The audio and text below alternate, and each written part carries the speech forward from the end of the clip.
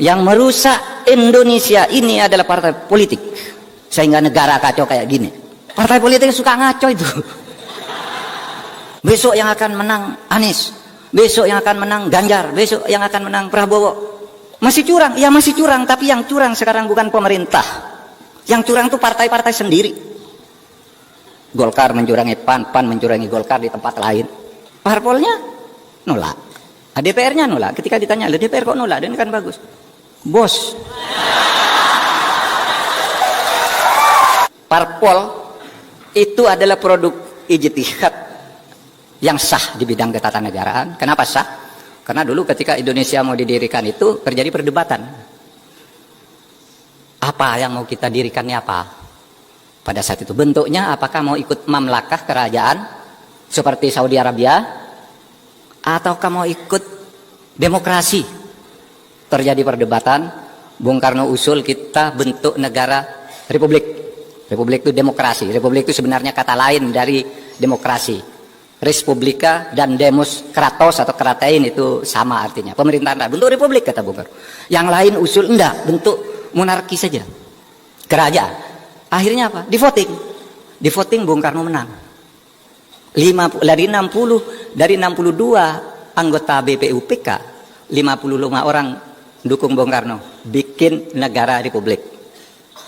6 orang dukung yang membuat kerajaan aja lebih bagus, lebih solid, lebih teratur, sehingga semua keputusan langsung dilakukan oleh raja, tidak usah ribut-ribut.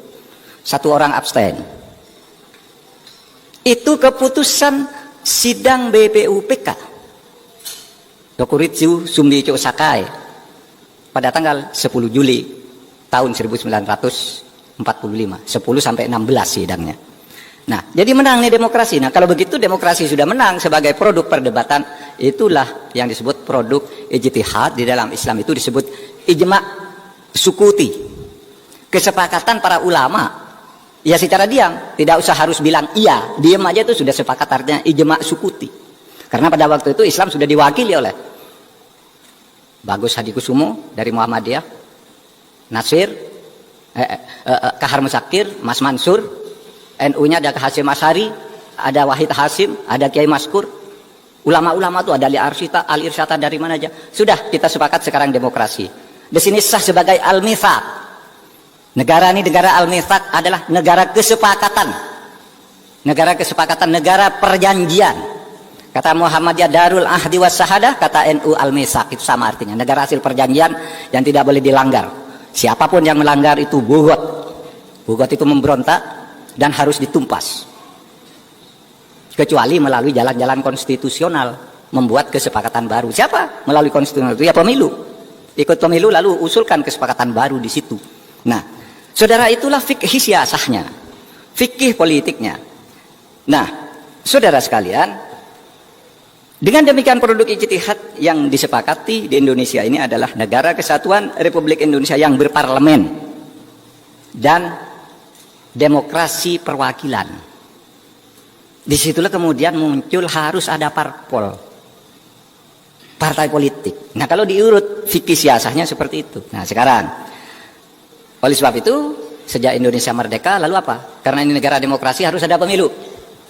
Ya, ditulis di situ dalam waktu 6 bulan di Undang-Undang Dasar aturan tambahan ditulis begini, dalam waktu 6 bulan setelah Perang Asia Timur Raya diselenggarakan pemilihan umum untuk memilih anggota DPR, MPR, Dewan Pertimbangan Agung, MPR, DPR, Dewan Pertimbangan Agung, dan lain-lain lembaga negara lah. Pokoknya 6 bulan waktu itu. Kenapa? Karena ini negara demokrasi, harus ada pemilu.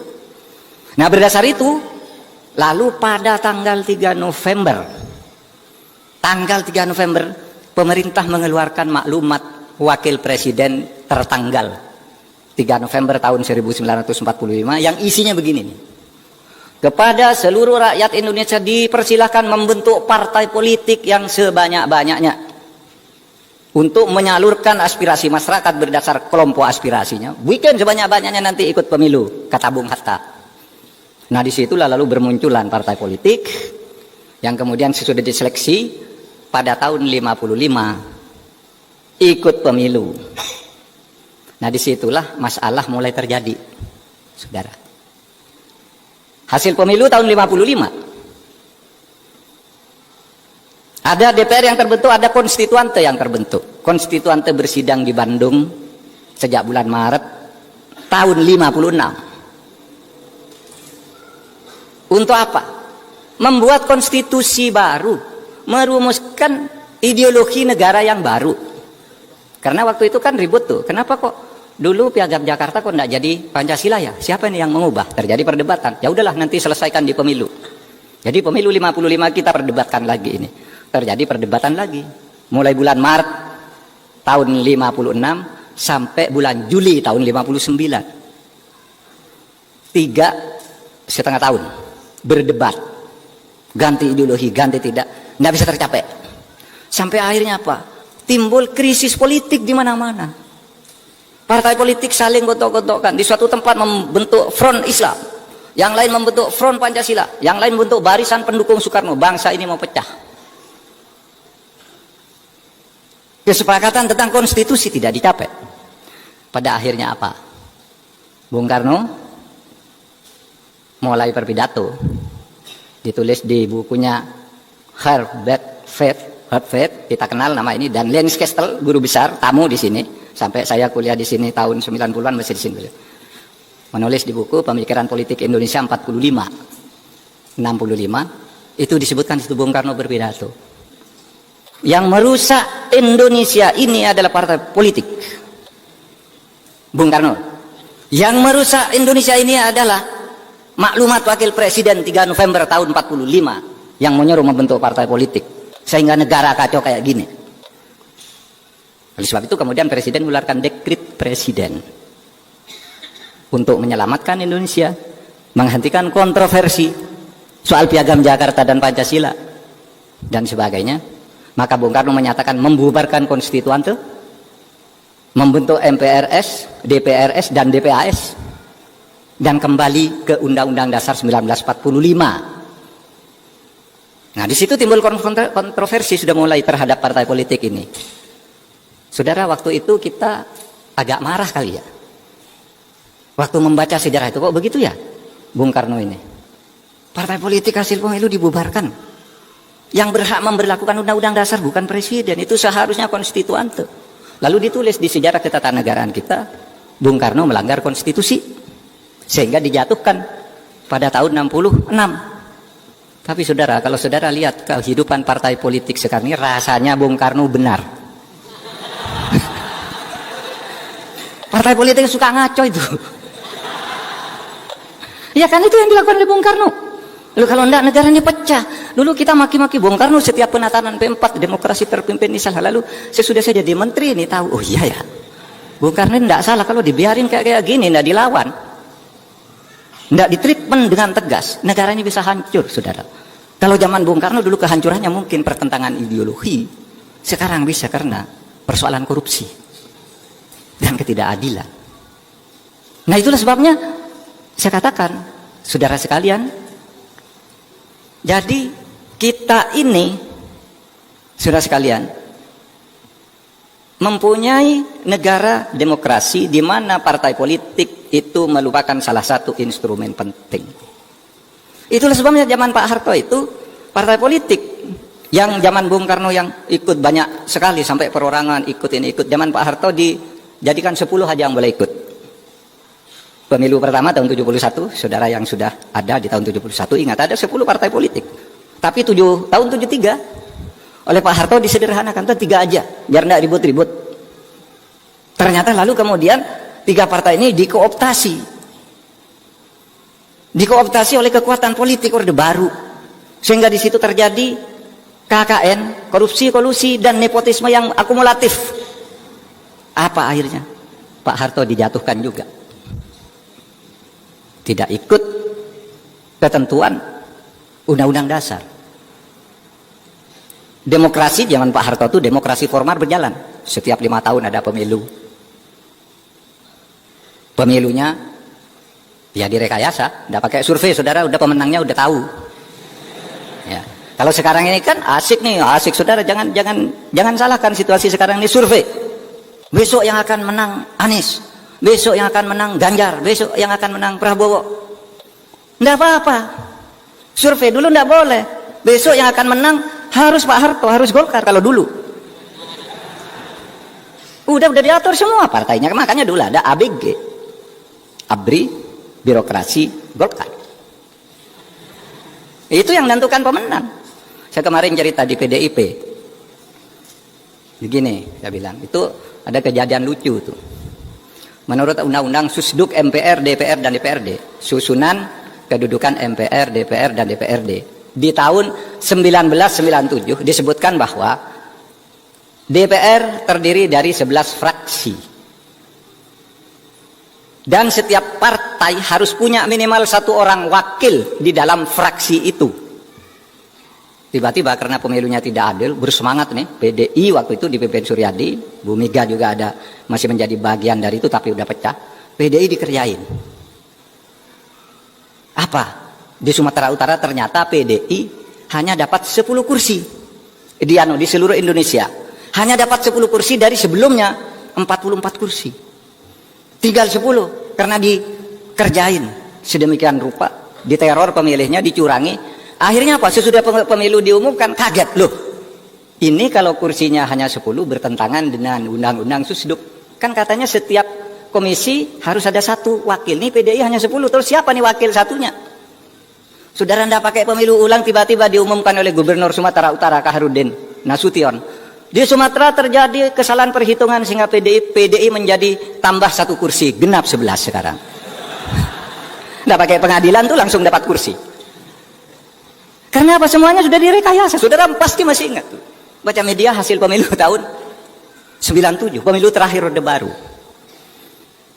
Nah sekarang kan tidak bisa begitu. Pemilunya sekarang sudah baik, saudara. Udah baik. Masih curang? Ya masih curang, tapi yang curang sekarang bukan pemerintah. Yang curang tuh partai-partai sendiri. Golkar mencurangi PAN, PAN mencurangi Golkar di tempat lain. Sehingga saling gugat. Nggak ada pemerintah. Loh, KPU nggak beres, KPU itu bukan pemerintah, KPU itu yang membentuk DPR. Hasil partai pemilihan orang-orangnya partai politik semua yang memilih. Ini pemilu yang sekarang.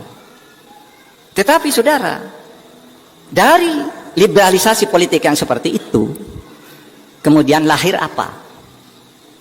Ya. Yang lahir adalah politik transaksional, politik biaya tinggi. Sehingga sekarang orang karena pemerintah tidak ikut ngawasi, bisa beli ke KPU di tingkat bawah. Di suatu tempat di Jawa Timur beli ke bupati itu yang ngatur lurah semua, lurah itu yang kemudian ngatur suara untuk setiap orang, bukan hanya untuk setiap partai, untuk setiap orang. Sehingga misalnya orang Papua bisa aja kalau dengan lurah, kenal dengan lurah itu menjadi wakil dari Jawa Timur karena suaranya bisa diatur. Sekarang, nah ini pilihan politik kita ini sudah benar apa tidak? Ini persoalannya. Kalau mau membongkar pembongkaran partai politik, gimana nih cara membongkarnya? Apa ngubah sistem pemilunya? Atau apa? Sehingga sekarang ini, saya kemarin bicara kok susah ya mengajukan aspirasi-aspirasi yang baik bagi pembangunan hukum, tetapi selalu gagal di DPR. Lalu siapa ini yang salah? Ini zaman Bung Karno tuh undang-undang, wah hebat loh, banyak lahir. Setiap ada aspirasi rakyat, undang-undang dibuat undang-undang. Zaman Pak Harto juga lumayan. Nah sekarang ini undang-undang penting, nggak bisa lahir. Parpolnya nolak, DPR-nya nolak. Ketika ditanya, DPR kok nolak? Dan kan bagus, bos.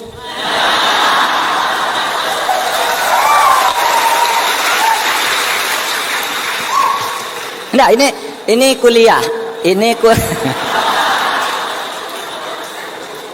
kuliah fikih politik, fikih siasah ini, saudara. Nah oleh sebab itu, bagaimana ya kita ini sekarang memperbaiki? Sehingga kalau saya rangkum yang tadi itu, pertama di zaman demokrasi liberal dulu banyak parpol berkelahi, hampir membuat negara pecah. Bung Karno mengeluarkan dekret yang sudah direnung-renungkan sekarang, ternyata Bung Karno itu ada benarnya. Kalau enggak, waktu Bung Karno itu kan integrator, saudara. Kalau melihat bangsa mau pecah, ambil dia tindakan dengan risiko apapun, ambil. Tapi lu dianggap salah, menimbulkan apa? Oh ini konstitusi tidak jalan, sehingga terjadi perdebatan di Orde Baru. Kita ini mau membangun stabilitas atau demokrasi. Kalau demokrasi seperti zaman Bung Karno tidak stabil. Kalau stabilitas dibangun, ekonomi tumbuh. Lalu dikatakan untuk sementara milih pertumbuhan ekonomi, demokrasi dikecilkan dulu. Itu resmi keputusan Seminar Angkatan Darat di Bandung tahun 1966. Saudara. Nah, itu masalahnya. Kemudian di era Orde Baru disederhanakan agar partai tidak terlalu banyak instruksi, modal asing susah masuk, kalau tidak ada stabilitas, maka zaman Orde Baru hebat tuh, tumbuh ekonomi rata-rata setahun 7%. Tetapi karena demokrasinya tidak ditumbuhkan, kekuatan rakyat tidak dibangun, ketika terjadi krisis moneter, jatuh. Jatuh paling cepat dan sembuh paling lama. Negara lain juga kena tuh krisis moneter. Tetapi mereka setahun, 2 tahun udah pulih. Indonesia sampai bertahun-tahun tidak pulih dari krisis moneter waktu itu. Karena apa? Demokrasinya tidak dibangun, katanya karena ingin pertumbuhan. Nah sekarang kita lalu melakukan reformasi, buka lagi demokrasi. Lalu muncul demokrasi transaksional. Saya dulu kan marah-marahi orang. Demokrasi, saya bilang, di Indonesia itu demokrasi transaksional, demokrasi uang. Mau kepala daerah itu tidak ada kepala daerah yang tidak dibiayai oleh cukong. Sebagus apapun ada yang biayai. Ya, enggak semuanya Pak, ya betul. Berapa? 84% kata KPK. KPK itu menyatakan resmi, hasil temuan KPK 84% kepala daerah di Indonesia dipilih melalui cukong. Apa kemudian kalau orang kepala daerah nggak dipilih melalui cukong, sudah jadi, dia minta konsesi ini, izin ini jangan dikeluarkan, perusahaan saya ikut tender ini harus menang, dan seterusnya. Akibatnya apa? Banyak pertambangan liar, banyak IUP ganda. IUP itu izin usaha perusahaan penambangan ganda, sudah diberikan ke saya, diberikan lagi ke orang lain, ribut. Maka kemarin sangat mengagetkan ketika indeks persepsi korupsi kita turun anjlok. Itu Pak Jokowi udah membangun dengan baik, naik terus sejak ini sampai mencapai 38, tiba-tiba anjlok ke 34. Kaget kan?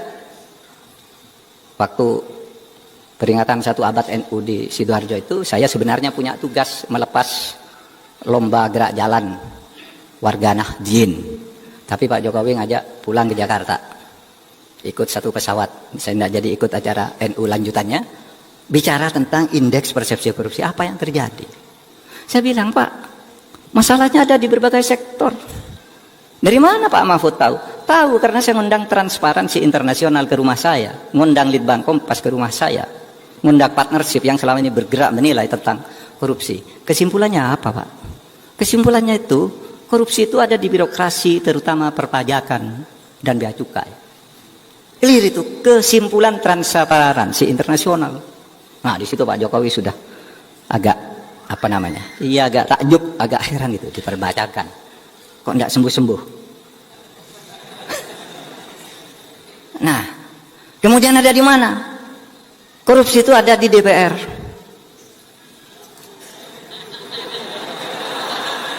Apa bentuknya di DPR itu? Ya bentuknya konflik of interest. Anggota DPR ada yang merangkap perusahaan ini, perusahaan itu, lalu ketika menyusun anggaran, itu proyek ikut nitip. Ada lagi berfungsi ganda, konflik of interest. Menjadi lawyer kemudian ikut ngurus perkara orang. Itu temuan Transparansi Internasional. Yang ketiga di pengadilan. Kasus-kasus dibayar. Ada Pak, ada, itu udah ditangkap tuh. Di Mahkamah Agung ini ada 4 hakim agung ditangkap sekarang. Bayar. Perkaranya udah jatuh. Karena perkara udah dijatuhkan itu enggak bisa diubah. Saudara. Hakimnya aja ditangkap. Itu katanya di Mahkamah Agung. Dan itu internasional, Saudara. Investor-investor asing yang memberitahu itu, Pak, kalau kami urusan tuh harus ke DPR bayar sekian. Pajaknya kena sekian, dinego, sesudah ini ditawar begini, sudah kami mau bayar pajak penuh, tapi diminta udah turun aja tapi sisanya dibagi. Udah tahu semua catatannya, saudara. Sehingga wah, kok tidak sembuh-sembuh ya? Gitu yang muncul.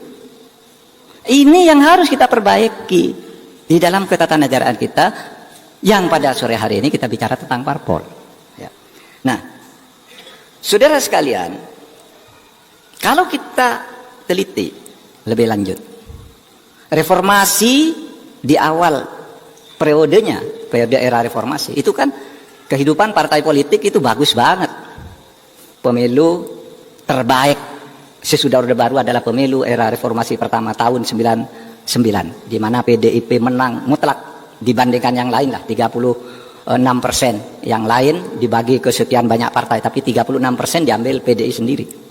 Karena demokrasinya waktu itu bebas. PDI banyak pendukungnya menang. PDIP dipimpin Bu Megawati menang. Dan saudara coba lihat, pemilu yang baik, hasil pemilu tahun 99 sampai 2004. Tidak ada korupsi. Bagus, DPR-nya bagus, produknya bagus-bagus, lahir undang-undang KPK, undang-undang MK, undang-undang Komisi Yudisial. Korupsi tidak ada. Saya pernah jadi Menteri Pertahanan, tidak ada kasus korupsi saat itu. Zaman Habibie tidak ada korupsi baru, takut semua. Jangan Mbak Mega juga korupsi, tidak ada.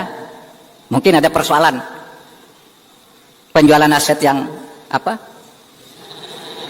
Ya itu kan bukan korupsi, bisnis. Tapi korupsi yang bersungguh-sungguh kemudian muncul sesudah tahun 2004 dan seterusnya. Di situ mulai timbul politik uang. Saudara. Jadi apa? Terjadi pergeseran-pergeseran. Saya pernah melakukan studi setiap perubahan suatu rezim atau era.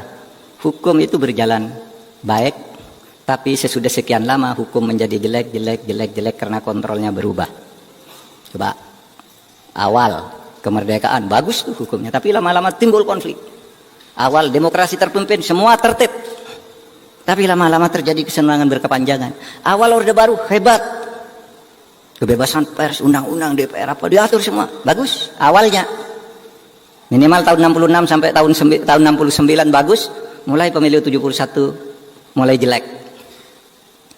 Era reformasi juga bagus banget, tapi lama-lama terjadi degradasi. Nah ini yang harus kita perbaiki, saudara.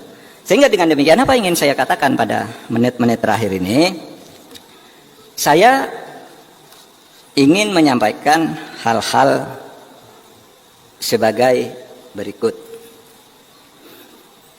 Saudara, parpol itu adalah instrumen konstitusi untuk menjaga negara. Oleh sebab itu partai politik harus diperbaiki tata kelolanya dan proses rekrutmen politisinya. Banyak orang mengatakan sekarang di medsos, bubarkan DPR, bubarkan parpol. Saudara, itu adalah pilihan yang sangat jelek. Saya ingin tegaskan, daripada tidak ada DPR, daripada tidak ada parpol, lebih baik kita hidup bernegara ini mempunyai DPR dan mempunyai parpol meskipun jelek. Iya, begini saudara. Kalau negara berubah ke monarki, potensi kesewenang-wenangan di dalam negara apapun, kalau monarki itu potensi kesewenang-wenangannya besar, sementara masyarakat tidak punya peluang untuk mengontrol. Di dalam sejarah kebangunan khilafah Islam, itu pelanggaran dan kesewenang-wenangan luar biasa banyak terjadi.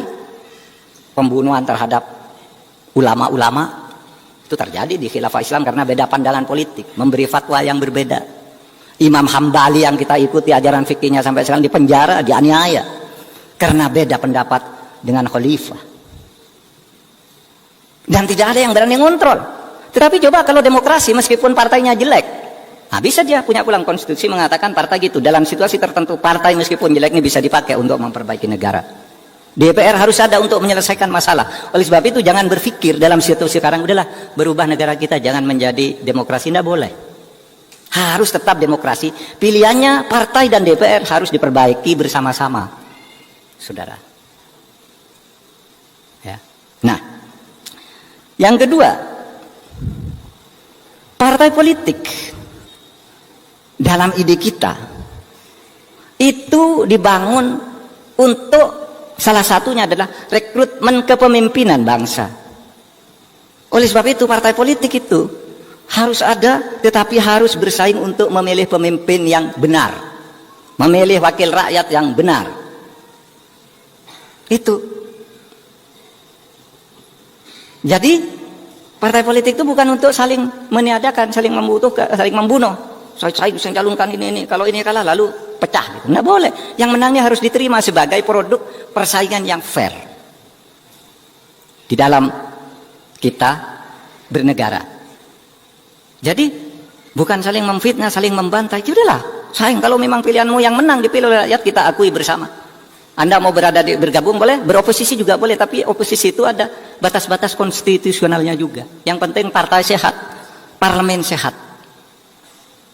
Saudara. Dan yang terakhir, saudara, tidak ada partai politik itu yang jelek benar, tidak ada partai politik itu yang baik benar. Di partai apapun ada orang baiknya, tapi di partai apapun juga ada koruptornya. Oleh sebab itu, ini yang harus diperbaiki.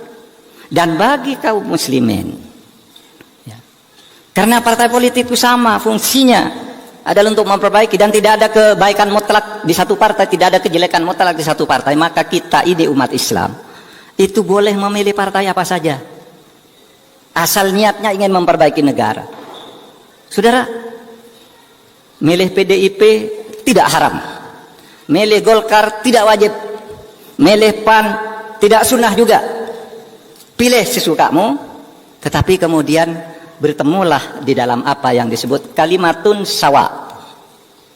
Kalimatun sawa itu apa? Visi yang sama. Partai apapun ingin negara ini baik. Nah, di situ kita ketemu. Meskipun kamu masuk Demokrat, masuk PDI, masuk apa, enggak apa-apa, tapi kita punya visi yang sama dengan cara dan pintu yang berbeda.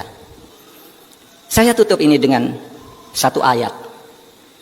Kisah Nabi Yakub ketika suatu saat anak-anaknya tertangkap di Mesir oleh aparat penegak hukum raja Mesir, yaitu Yusuf. Anak-anaknya Yakub datang ke Mesir minta jatah karena waktu sedang terjadi pacaklik, lalu diangkat oleh Nabi Yusuf, panggil tuh orang-orang tuh ke situ. Kata Nabi Yusuf melihat saudaranya, dipanggil, ditanya, katanya, kamu dari mana? Saya dari Kanaan. Siapa ayahmu? Yakub, Nabi Yakub, itu ayahnya sang raja ini sendiri. Terus saudaramu selain kamu siapa? Yang selain saya masih ada satu anak kandung saudara kami, yaitu Bunyamin.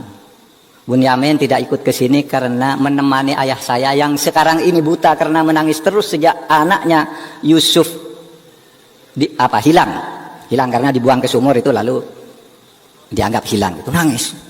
Nah begini, kamu saya pulangkan, bilang ke ayahmu saya ingin ketemu Bunyamin, bawa ke sini Bunyamin. Terus apa? Anak-anak itu minta ke ayahnya, Yakub tidak boleh, saya tidak izinkan Bunyamin dibawa menghadap Raja Mesir. Kenapa? Saya khawatir terjadi seperti Yusuf kalau kamu yang bawa. Kenapa? Dulu Yusuf katanya akan kamu jaga, ternyata hilang, tenggelam di sumur. Sekarang kamu bawa Bunyamin lagi, tidak boleh. Kata Yakub, Abah katanya, ini raja yang minta, ada perlu, dan ini menyangkut juga kebutuhan-kebutuhan kita, kebutuhan ekonomi masyarakat kita di Kanaan ini. Kami harus bawa adik Bunyamin ini. Baik, kalau gitu kamu bersumpah bahwa kamu akan melindungi Bunyamin sampai ketemu Raja Yusuf, lalu kembali lagi ke saya. Bersumpah mereka. Lalu apa yang dikatakan oleh Yakub? Ini bunyinya. Wa qala ya bunayya baniya la tadkhulu min babin wahidin wadkhulu min abwabin mutafarriqah.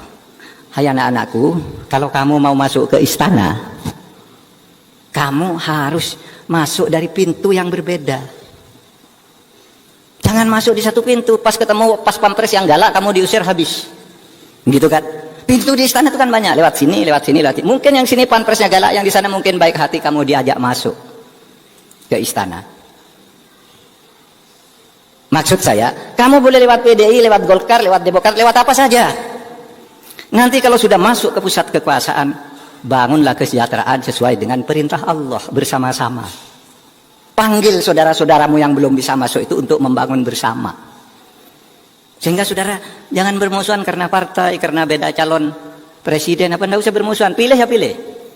Tapi enggak usah bermusuhan, kita masuk lalu di sinilah bawa pesan-pesan keislaman kita untuk membangun masyarakat di mana negara ini akan menjadi baldatun thayyibatun wa rabbun ghafur. Nah, kalau gitu hidup bernegara itu enak, enggak usah bermusuhan, kamu tidak Islam, kamu suku ini, enggak ada. Di dalam Islam itu tidak boleh perbedaan agama lalu menyebabkan kita memusuhi orang lain. Karena bagi Islam sudah jelas. Bagiku agamaku, lakum dinukum, agamamu ya agamamu. Waliyadin, agama saya. Itu yang apa? Itu yang urusan ubudiyah ilahiyah. Yang urusan ibadah kayak gini itu agama saya yang mau ke gereja sana, lakum dinukum waliyadin. Tetapi di dalam hal-hal membangun negara ada yang di luar lakum dinukum waliyadin ini, yaitu muamalah. Nah, di dalam muamalah ini kita ketemu kalimatun sawa.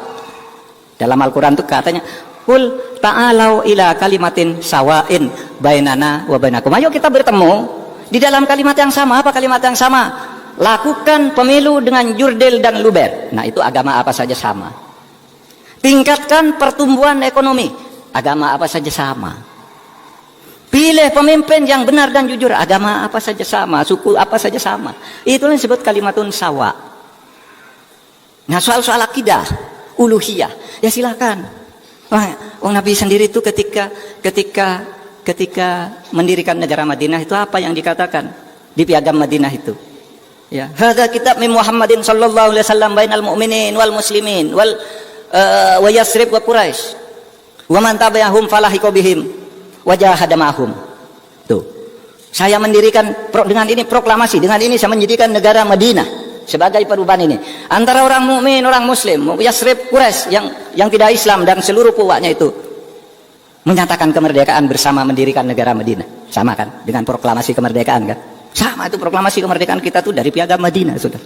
Falahiqa bihim wa jahada ma'hum. Dan banyak di antara kita ini yang kadang-kala terlalu ekstrim menganggap Madinah itu negara Islam sendiri. Enggak, Saudara. Di situ piagam Madinah itu 47 pasal, yang 24 itu berisi perlindungan terhadap perbedaan-perbedaan agama dan suku. Yang 23 pasal baru berisi ketatanegaraan, pemerintahan bersama. Sampai ada yang tidak tahu ya, Pak, bahwa ketika Nabi Muhammad itu perang Uhud, ada seorang namanya Muhairik, itu orang Yahudi, ikut berperang bersama Nabi. Kenapa kamu berperang? Ini kan negara Islam. Bukan, saya membela negara Madinah yang dipimpin oleh Muhammad. Apakah kamu mau masuk Islam? Tidak, kata Muhairik, saya orang Yahudi, tapi saya cinta kepada Madinah sebagai wapani, tanah airku. Saya cintai ini. Saya cinta kepada Muhammad karena dia pemimpin yang adil. Sehingga meskipun saya orang Yahudi, saya akan ikut perang bersama Nabi. Dan ingat, kalau saya mati kelak, seluruh harta bendaku diserahkan ke Nabi untuk perjuangan negara Madinah. Saya tetap minta dikuburkan dengan cara Yahudi. Coba, Muhairik. Dan betul dia meninggal ketika Nabi diserang berbagai panah. Banyak sahabat yang menjadikan dirinya sebagai tameng. Dan Muhairik yang Yahudi ini adalah satu yang menyertakan dirinya sebagai tameng panah sehingga dia meninggal. Ditanya lagi, kamu sudah mau meninggal di dalam perang Uhud yang suci ini, apakah kamu sekarang mau masuk Islam? Dia bilang tidak. Sehingga kata Nabi, kembalikan dia ke keluarganya dan kuburkan baik-baik, urusan pahalanya biar dengan Allah. Jadi saudara, kita ini jangan terlalu ekstrim, seakan-akan kita ini besar, harus dominasi. Enggak, kita harus hidup bersama. Itulah yang disebut inklusivisme, itulah yang disebut kosmopolitanisme, kesewargaan di dalam membangun negara ini secara bersama-sama. Saudara, saya sudah lewat 10 menit dari waktu yang ditentukan. Minta maaf. Assalamualaikum warahmatullahi wabarakatuh.